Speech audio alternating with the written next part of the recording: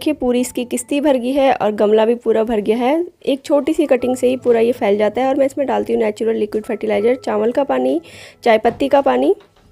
पुदीने को कटिंग से उगाने के लिए आपको इसकी मैच्योर कटिंग लेनी है, या तो आप जो मंडी से पुदीना लाते हैं उसे भी ग्रो कर सकते हैं।